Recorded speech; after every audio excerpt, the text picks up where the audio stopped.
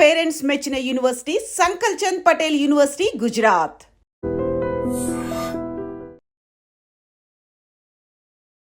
నమస్తే రమగారు. నమస్తే జయ. రమగారు, ఏదన్నా ఒక చిన్న సిరీస్ చెప్పుకుందామండి. చెప్తాం. పూర్వమట దక్షిణ దేశంలో సామంతకుడు అని ఒక బ్రాహ్మణ ఆయన ఉండేవాడు. ఆయనకి సంతానం లేదు.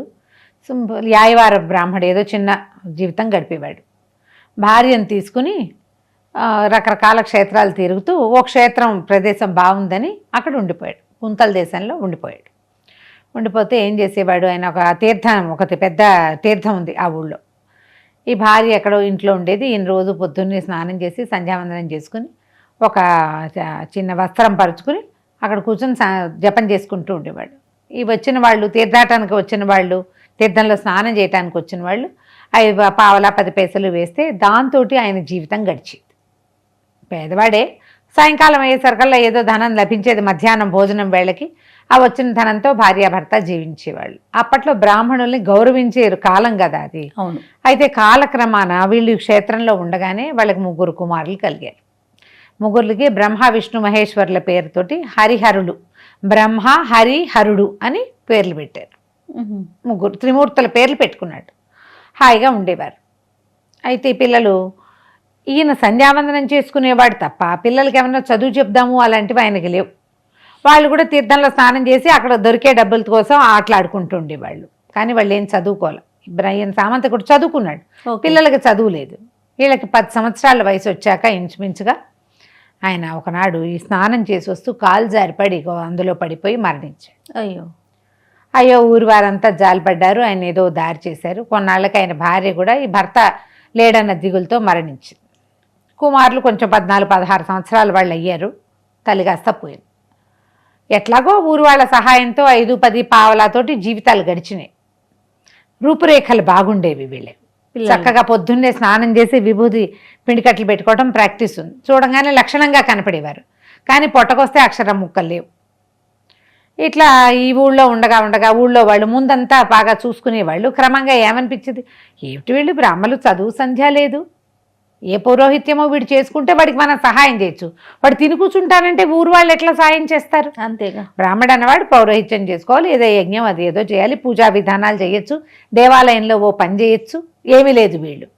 వీళ్ళకి జూదం ఆడడం అలవాటైంది. 3 ఉండేవాళ్ళు కదా, కలిసి కూర్చుని ఆడుకునేవాళ్ళు. ఊరిని 3 ఉంటే అదే కదా, కంపెనీకి వేరే వాడు అక్కల వాళ్ళే ఆడుకుంటూ ఉండేవాళ్ళు. క్రమంగా బాగా పైపందాలతోటి ఆడడము, అందరితో కలిసి ఆడడము అలవాటైంది. ఇది ప్రజలు ఇచ్చిన బియ్యము వాటిని కూడా వాళ్ళు జూదంలో వెచ్చించేవాళ్ళు.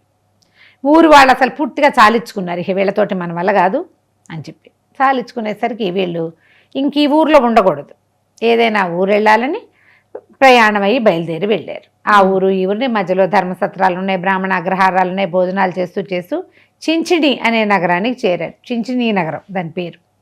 ఆ చించిణిలో భోజకుడని ఒక ఆయన గురువు గారు ఉండేవారు. ఈ లక్షణంగా కనపడిన వీళ్ళని చూసేసరికల్లా ఆయనకి ముచ్చటేసింది. వీళ్ళు ఎట్లా ఉన్నా సరే పొద్దున్నే స్నానం చేయటం, చక్కగా విభూతి పెట్టుకోవటం, తర్వాత ఆడుకునే వాళ్ళు జోదం. పొద్దున మాత్రం అలా ఆ పనులు ఉండేవి.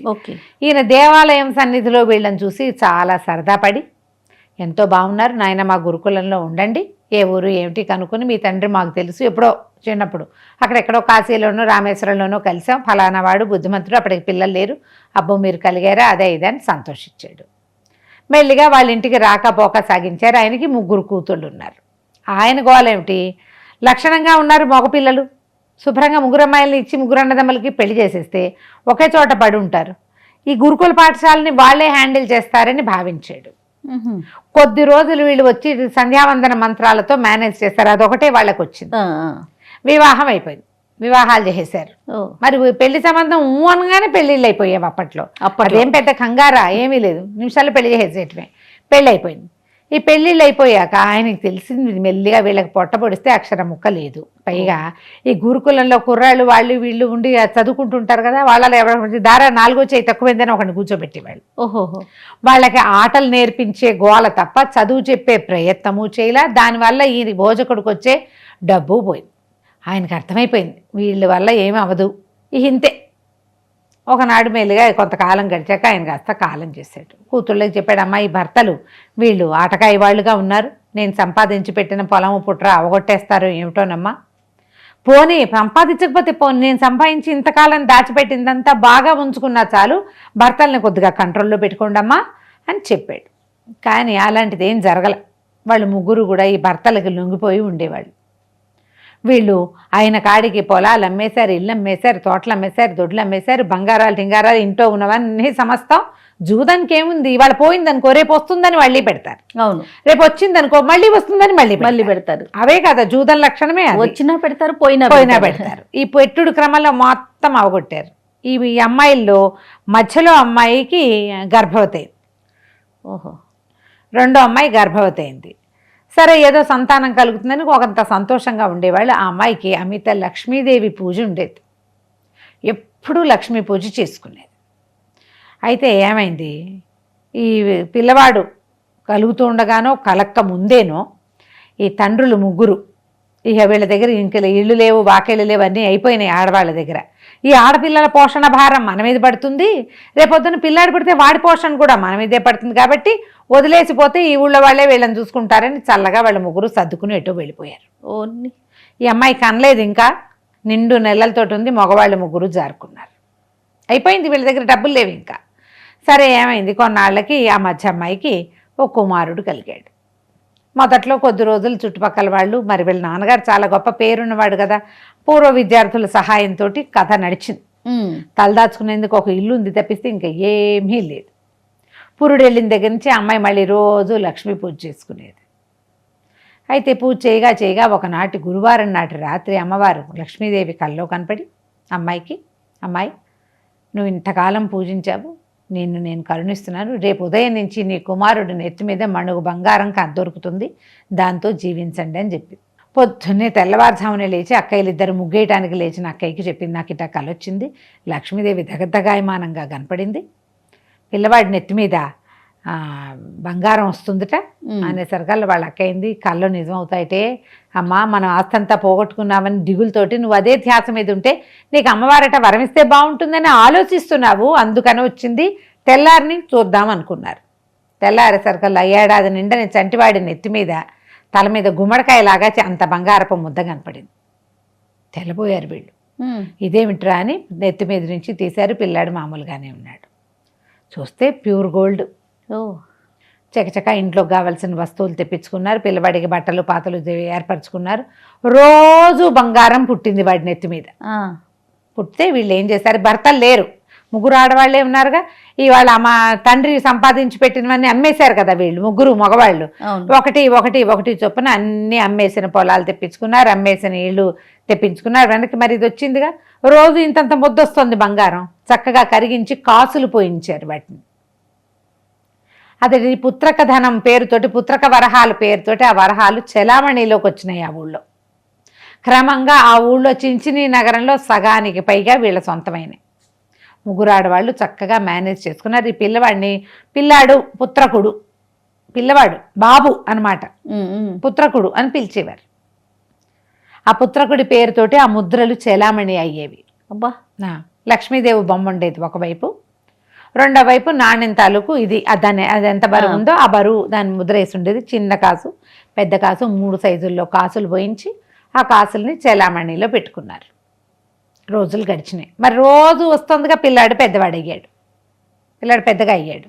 అయిన తర్వాత ఏమన్నాడు, మనం ఇట్లా మన ఆడవాళ్ళే ఎందుకున్నారు, మన ఇంట్లో మగవాళ్ళు ఎందుకు లేరు అని ప్రశ్నించాడు. అప్పుడు ఈ తల్లులు ఏం చెప్పారంటే, ఇట్లా మీ నాన్నలు ముగ్గురు వాళ్ళేమో ఈ రకంగా అయ్యారు అనేసరికల్లా సరే అతను ఏమన్నాడు, తల్లుల్ని మీ భర్తలవి ముఖ కవళికలు చెప్పండి, పటాలు గీయించి ధర్మసత్రాల్లో ఎక్కడైనా పెట్టిద్దామన్నాడు. క్రమంగా ఈ రోజువారీ డబ్బుతోటి ఆ ఊళ్ళో ఎన్నో ధర్మసత్రాలు వెలిసినాయి. ఆ ఊరు నుంచి బయట ఊళ్ళకి వెళ్ళే దారులు అన్నిట్లలోనూ ధర్మసత్రాలు ఉండేవి.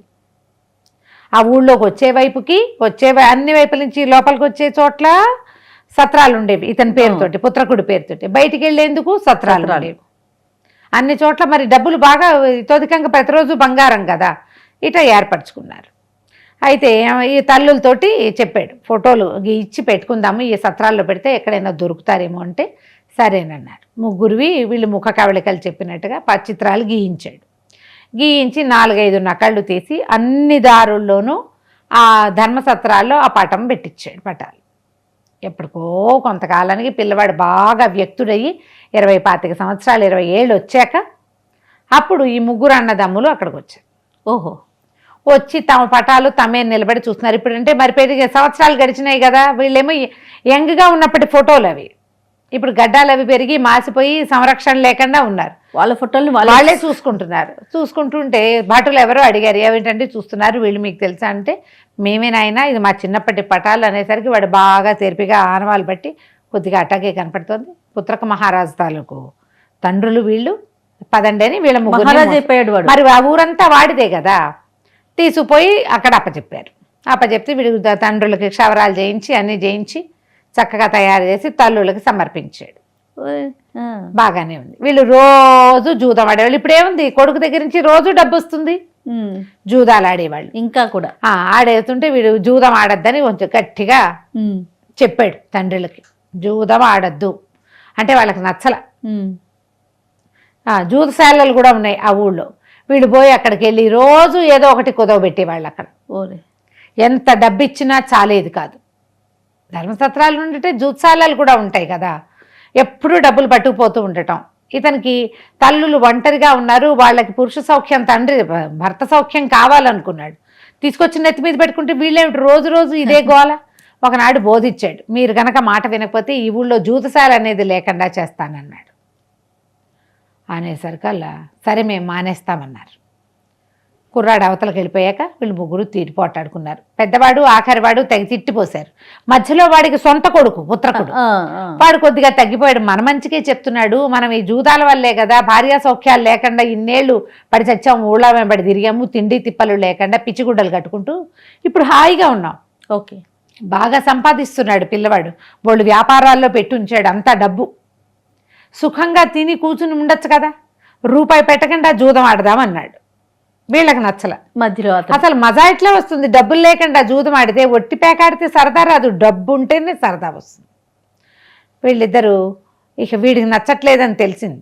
కానీ వాడు కూడా పాప మధ్యలో వాడు ఏమనుకున్నాడు, హరుడు ఎలాగో వీళ్ళని ఇట్లా చేస్తే ఎట్లా అన్నదమ్ములని వాళ్ళతో కలిసి బయటికి వెళ్ళాడు. వెళ్ళాక 2 రోజుల తర్వాత పిన్నాన్న పెదనాన్న ఇద్దరు వచ్చి కుమారుడి దగ్గర కూర్చున్నారు. అబ్బాయి, మన ఊరికి ఉత్తరంగా చండికాలయం ఉంది కదా, ఊరికి ఉత్తరంగా బయటికి వెళ్ళిపోవాలి, దండకారణ్యం ఉంది.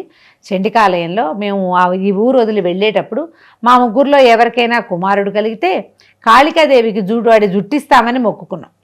ఓహో. అక్కడ కాళికెట్ట జుట్టు, చండిక జుట్టు విరబోసుకొని ఉంటుంది, ఆమెకి జుట్టు అంటే ప్రీతి. కాబట్టి నువ్వు వెళ్ళి ఆ చండికాలయానికి వెళ్ళి జుట్టిచ్చి రావాలరా నాయన అని చెప్పారు. మేము జూదం మానేస్తామని మాటిచ్చారు.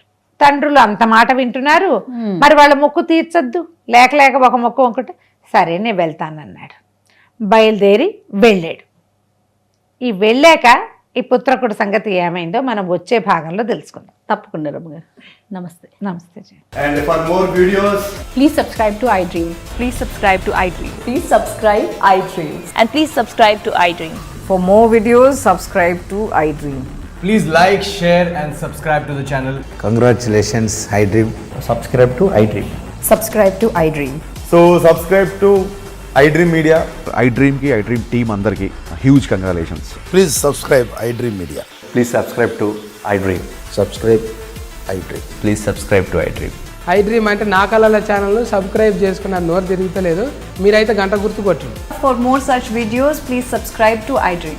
Subscribe to iDream. Please subscribe to iDream. Please subscribe iDream Media. Please do subscribe to iDream. Please subscribe to iDream Media. For best entertainment and information, please subscribe iDream. And don't forget to subscribe to iDream.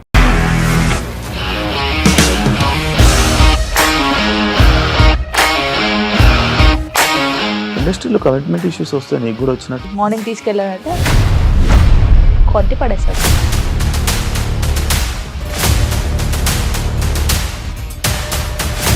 ఒక్కళ్ళు కూడా చూడలేదు ఈ cinema అని చెప్పడానికి కూడా చాలా ధైర్యం కావాలి. అది నిజం కదా, దాంట్లో ధైర్యం ఏంటి? ఇది నెక్స్ట్ డే ప్లేట్ మార్చేస్తే తప్పు కదా. As of now, we are comfortable this అని నేను అనుకుంటున్నాను. రష్మిక గారిది మీది ఒకే ఊరు అంటే కదా. నీకు కోపం వచ్చిందంటే బాగా తిట్టేత్తరా? తిట్టేద్దామండి. నిజంగా గేమ్ ని ఎలా చేంజ్ చేయగలిగారు? ఏపీఎస్ఎఫ్సి వాళ్ళకి 6 నెలల్లో నేను 6 లక్షలు కట్టా. బిజినెస్ చేయాలనుకుంటే it is as difficult as riding a tiger.